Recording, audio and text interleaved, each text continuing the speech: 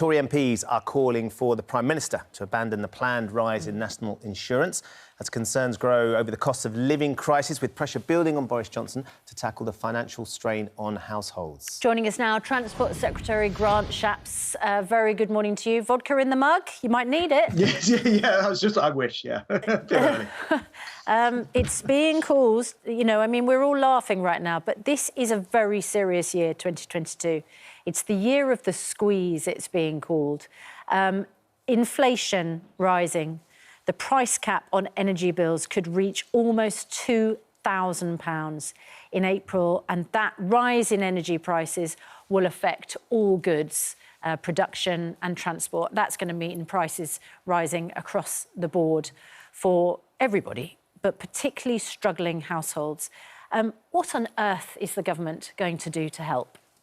Yeah, look, first of all, we recognise that as we hopefully come out of coronavirus, and in any case, the world's economy has woken up from it, that there are really significant pressures. Inflation is increasing those, of course. So we are introducing £4.2 billion of support for families. What kind of things? A £9.50 national living wage, which will provide an extra £1,000 a year. We've got 2 million families will get an extra £1,000 through the cut to the universal credit taper. We've got that energy price cap, which is remaining in place. We've got £500 million of support for household support funds. I don't think you want me to list them all. The price cap's going to go up in April. When you say remaining in place, the energy price cap is going up. So first of all, the cap will always be in place. You're absolutely right to say where that level is set is something which Ofgem themselves are still working on, and they're still consulting and asking for views on. Is going to go up. This language that it remains in place ignores and distracts from the fact that it is going to go up, as estimated, to almost £2,000. Can I also ask about something? Hold on, wait, I can't allow that to go on. Hold on, I can't allow that to go on challenge. The price cap, there will be a price cap that remains in place. You're absolutely right to say that the regulator, Ofgem, will need to decide where that price cap sits. But there will be a price cap. And it's certainly not the case that any decisions being made by Ofgem or anyone else where that price cap will sit as well. So I was just trying to point out there are lots of different Mr. Shapps, in what universe is that price cap going to come down? Well, no, but the price cap itself will still exist, and you were sort of suggesting it wouldn't exist. It certainly will. I didn't say for a moment the price cap won't exist, but the price cap is going to go up. So when you call it a cap and it goes up, it is still going to lead to bigger energy bills for people. Well, the point is we know that the global wholesale market for gas in particular has been going through the roof, as you know. So the price cap is there to prevent the price from suddenly spiking for consumers. But it's not just the price cap. We've got the warm homes discount. We've got the weather payments. We've got the winter fuel payments. So there's a variety of different things. Let me ask about you mentioned the warm home discount. And it's interesting that you mentioned that, because the Prime Minister mentioned it in Prime Minister's questions yesterday when he was dismissing the comments made by Angela Rayner. Let's hear what the Prime Minister said about the warm home discount yesterday in the Commons. 27 energy companies have gone bust in the last year, and now household bills are going through the roof. Or as the money-saving expert Martin Lewis put it, there will be a seismic hit on energy bills. Actually, what the government is doing is supporting people throughout the pandemic. 2.2 million people supported with the warm homes discount, Mr. Speaker, worth £140 per week, which we introduced. The warm home discount is not £140 a week. The warm home discount is a one-off payment over the winter. That's right. It's £140 one-off payment. There's a separate payment, which is a cold weather payment, which also provides an extra £25 a week. And that's helping up to 4 million people with their winter bills. Was that a lie that Boris Johnson said to the Commons yesterday, that it's £140 a week? Because he didn't just say it once, he said it twice. So what I think he was pointing to is we're contributing £140 to energy bills for 2.2 million low paid, and that's what he was referring to. Was £140 a week. If the warm home discount was £140 a week, that would go a long way to offset the difficulty people have. Right. Right. So either he lied to the Commons, or he doesn't know what help is being given to people who can't pay their energy bills. You rather cut me off, but I was going through quite a long list of different things that we're I'm asking putting about in the place. warm home discount. And I'm confirming it is contributes £140 to energy bills, 2.2 million low paid. We also have a £25 seasonal cold weather payment, which is a weekly payment, and that's going to 4 million. But my wider point is, just if you'll let me say this, everyone knows that there's a global spike in energy prices. What I'm trying to demonstrate through £4.2 billion of expenditure on cost of living, much of which is aimed at energy, is that we are very aware of it, and we are doing everything we possibly can. Most of your viewers will realise we don't control global energy prices. There is a global spike. You're absolutely right. There is a global spike in the wholesale price of gas and electricity.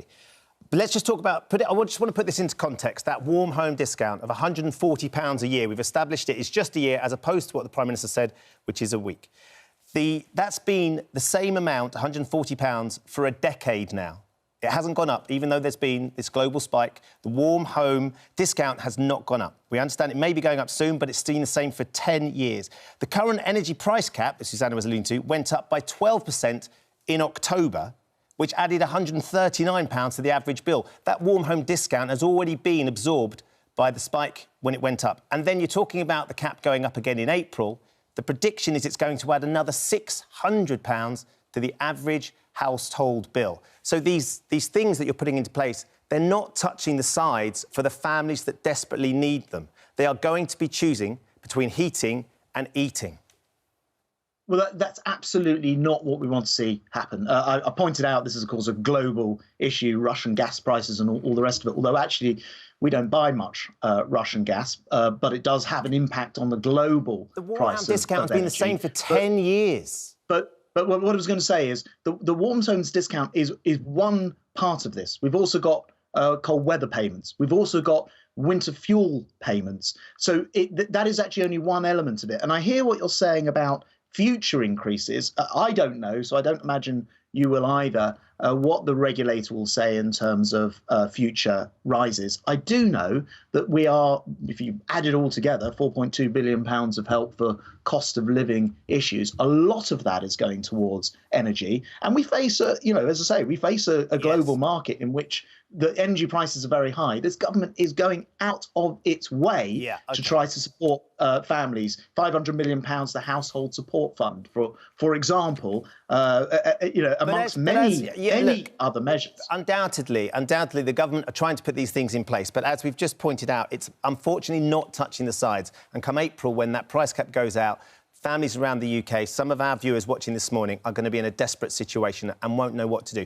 Let's just come on to something else, because I know we haven't got you for very much time. The rules on PCR testing, pre-travel testing, and also PCR testing domestically have changed. Can you just outline the reason why we are lifting those restrictions, certainly for travel, because, as you know, undoubtedly, 20 NHS trusts have announced critical incidents as well. There's 10% of NHS staff missing and isolating because of COVID. Is now the time to be lifting those restrictions?